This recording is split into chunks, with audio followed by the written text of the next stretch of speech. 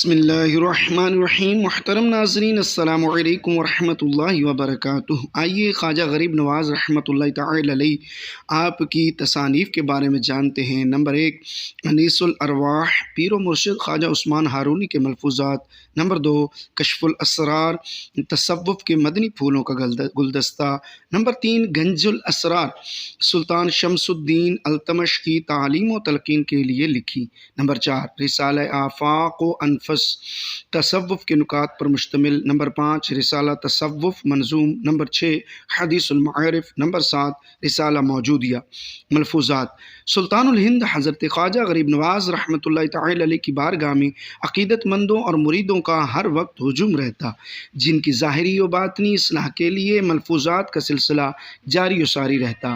زبان حق ترجمان سے جو الفاظ نکلتے اسے آپ رحمۃ اللہ تعالی علیہ کے خلیفہ اکبر و سجادہ نشین حضرت خواجہ قطب الدین بختیار کاکی رحمۃ اللہ تعالی علیہ فوراً لکھ لیا کرتے۔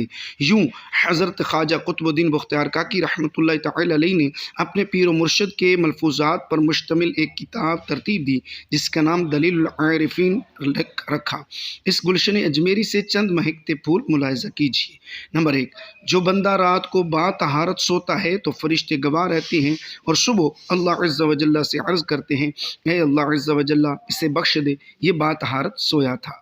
نمبر 2، نماز ایک راز کی بات ہے جو بندہ اپنے پروردگار سے کہتا ہے، چنانچہ حدیث پاک میں آیا ہے، ان المصلی یناجی ربہ، یعنی نماز پڑھنے والا اپنے پروردگار سے راز کی بات کہتا ہے۔ نمبر 3، جو شخص جھوٹی قسم کھاتا ہے اور اپنے گھر کو ویران کرتا ہے اور اس کے گھر سے خیر و برکت اٹھ جاتی ہے۔ نمبر 4، مصیبت زدہ لوگوں کی فریاد سننا اور ان کا ساتھ دینا، حاجت مندوں کی حاجت روائی کرنا، بھوکوں کو کھانا کھلانا، اسیروں کو قید سے چھڑانا، یہ باتیں اللہ عز و جل کے نزدیک بڑا مرتبہ رکھتی ہیں۔ نمبر 5، نیکوں کی صحبت نیک کام سے بہتر اور برے لوگوں کی صحبت بدی کرنے سے بھی بدتر ہے۔ نمبر 6، بدبختی کی علامت یہ ہے کہ انسان گناہ کرنے کے باوجود بھی اللہ عز و جل کی بارگاہ میں خود کو مقبول سمجھے۔ نمبر 7، خدا کا دوست وہ ہے جس میں یہ 3 خوبیاں ہوں: سخاوت دریا جیسی، شفقت آفتاب کی طرح اور تواضع زمین کی مانند ہو۔ آئیے خواجہ غریب نواز رحمۃ اللہ تعالی علیہ کے سجادہ نشین و خلفاء کے بارے میں جانتے ہیں۔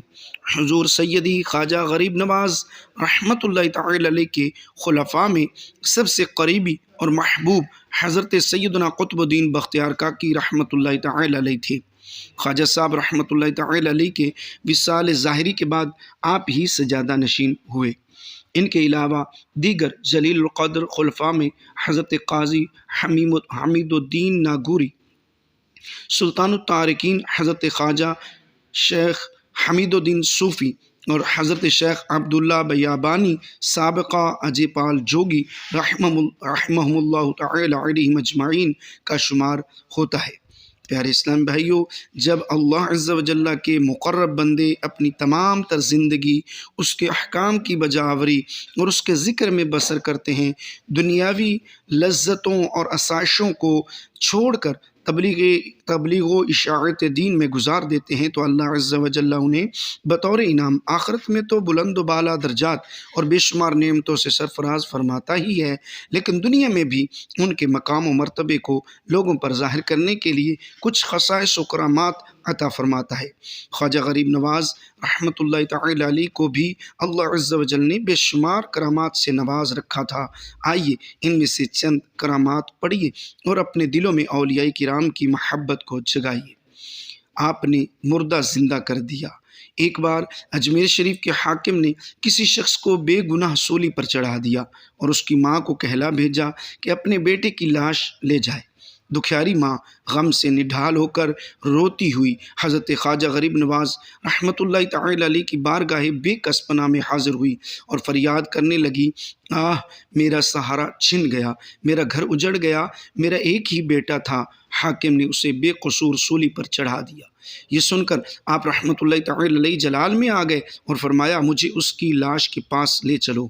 جو ہی آپ رحمۃ اللہ تعالی علیہ لاش کے قریب پہنچے تو اشارہ کر کے فرمایا اے مقتول، اگر حاکم وقت تجھے بے قصور سولی دی ہے تو اللہ عز و جل کے حکم سے اٹھ کھڑا ہو۔ لاش فوراً حرکت پیدا ہوئی اور دیکھتے دیکھتے وہ شخص زندہ ہو گیا۔